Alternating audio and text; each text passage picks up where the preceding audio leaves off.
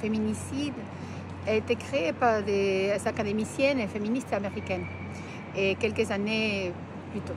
Ce n'est pas une création mexicaine, mais l'application dans toutes les procédures juridiques et l'inclusion du mot féminicide et dans la législation, la normativité mexicaine, oui, ça, je pense que ça a été un point de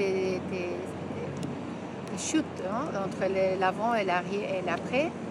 Et évidemment, ça a été à cause de la loi de 2007 et la loi pour l'accès à une vie libre de violence, que on dirait que c'est comme ça toujours, mais c'est une loi qui a une narration, une écriture positive.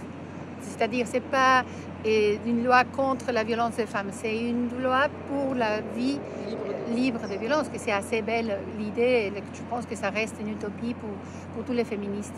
Et je pense que oui, les concepts et le développement du concept du féminicide et toute la lutte qui est venue derrière, en tout cas en Amérique latine, pour réussir à que tous les assassinats, en tout cas dans le cas du Mexique, l'assassinat des femmes, par défaut, ils sont toujours investigués, étudiés comme des cas de féminicide jusqu'au moment où ils se décident que non.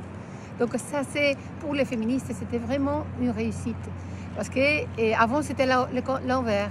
Tous les homicides des femmes étaient étudiés, investigués comme des questions émotionnelles, d'amour.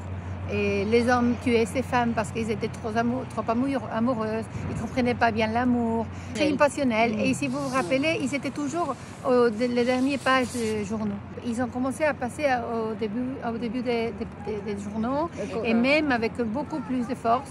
Et ça, c'est une réussite de la lutte féministe.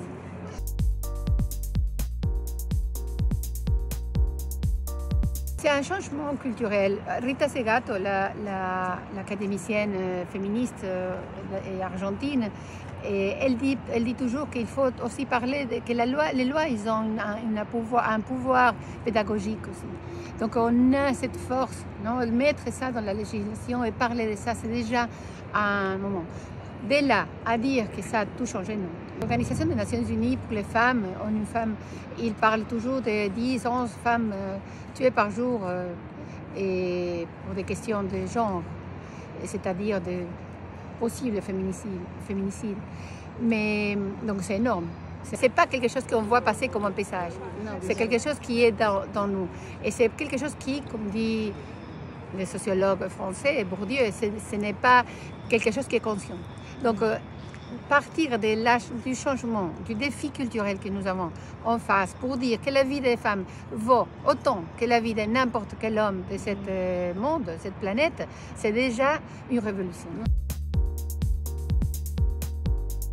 Ça, c'est un défi. La procédure judiciaire, la mise en marche des enquêtes. Maintenant, depuis 3 ans, le gouvernement actuel a mis en route, et avec l'équipe féministe qui est dans le gouvernement, a mis en route des équipes intersectorielles, et la police, la sécurité, toutes les équipes, pas les féministes seulement, parce que ce n'est pas une question de femmes, c'est une question de toute la société. Donc nous, on a réussi à faire un groupe intersectoriel pour faire les démarches contre la violence, les enquêtes beaucoup plus rapides. Le problème judiciaire, c'est un problème en général et de toute l'Amérique latine. On peut le voir de l'Argentine jusqu'à Mexique. Au Mexique, c'est assez fort les questions d'impunité, les hommes qui sortent en liberté, qui ne sont pas impliqués dans les cas, et évidemment, ça c'est vrai. Mais je pense que c'est quand même, on a des avances, mais c'est difficile. Oui, je pense oui. En tout cas, on a un intérêt très fort dans le gouvernement de parler, de travailler sur la perspective du genre et les regards du genre vis-à-vis de la procédure. Comment agir, comment parler aux femmes, comment les écouter. L'idée, le principe de la véracité. de la vérité, de dire que la victime a le droit à être écoutée, crue. Et autre chose, c'est l'autre liberté, l'autre principe qui est aussi en tension toujours, que c'est le principe de l'innocence. Oui. Mais il faut agir avec ça, mais il faut savoir la présomption. Mais c'est aussi la présomption de vérité. Ça existe aussi. Donc c'est des choses qui sont en tension, mais qu'il faut parler. Et il faut toujours savoir que l'ordre du genre, c'est un ordre injuste et qui a un point de départ de domination. Et ça, il faut toujours faire cette différence entre la façon d'agir vers une femme à agir vers un homme. On peut beaucoup discuter à propos de la discrimination positive, mais la domination masculine est là. Et c'est une façon, c'est un instrument. Et au Mexique, c'est incorporé. Oui, des équipes, des regards, mais le pays est énorme. La plupart des juges sont des hommes, mais aussi les femmes ne sont pas forcément formées avec un regard féministe. Et c'est pas seulement, vous avez fait justement l'acclaration, c'est pas seulement la question de genre, c'est aussi un regard féministe transformatif. C'est ça qui fait la différence. Dans l'Institut des femmes, où moi je travaille, on a une équipe énorme de capacitation. Et nous, on travaille pour former et transformer la mentalité des policiers, les fonctionnaires publics, oui, et les juges, tous mais c'est énorme.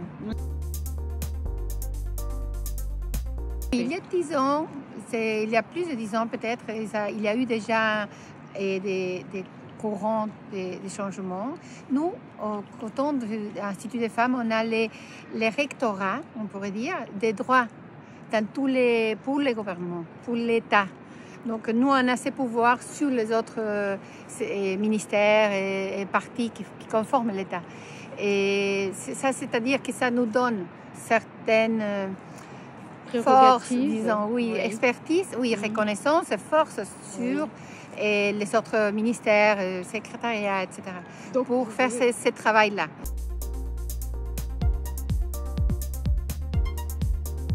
Oui, parce que surtout dans les côtés politiques, c'est-à-dire pour les élections, on a eu 50%.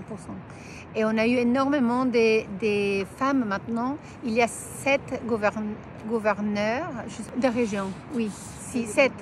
Et ça, c'est tout à fait nouveau parce que nous, on avait une. 132. Sur 32. 32. Oui, mais on a passé des 1 à 7. Oui, c'est déjà ça, c'est la conséquence de la loi qui est passée en 2019 et à propos des 50%. 50-50. Dans la loi, on parle de parité en tout, c'est-à-dire dans tous les 3 ordres du gouvernement et dans tous les niveaux. Donc c'est un chemin, évidemment, ça, il faut le construire.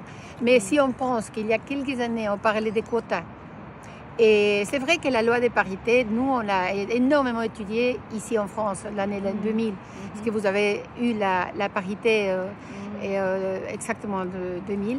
Donc, on a appris beaucoup de ça. On a appris énormément. Et surtout, on a appris aussi les valeurs du débat public qu'il fallait mettre en route. Et ça, depuis 20 ans, on a réussi à les mettre en route. Évidemment, tous les féministes du gouvernement, ils ont énormément travaillé pour aider les mouvements des femmes. Parce que nous, on n'est rien sans les mouvements de femmes.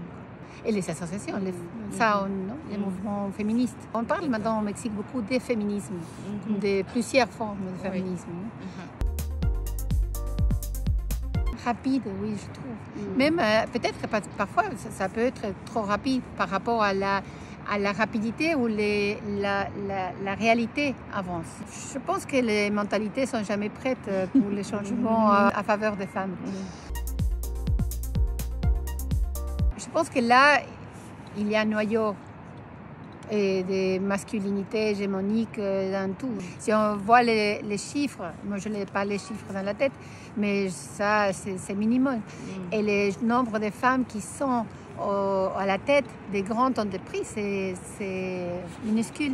Évidemment, je pense qu'on est dans la bonne voie, mais aussi, je pense que ça reste dans la construction des femmes aussi, de savoir qu'ils peuvent, qu'ils ont les droits et qu'ils...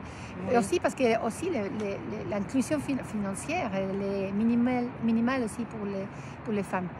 Et tout ce qui concerne le système financier international des hommes, quoi.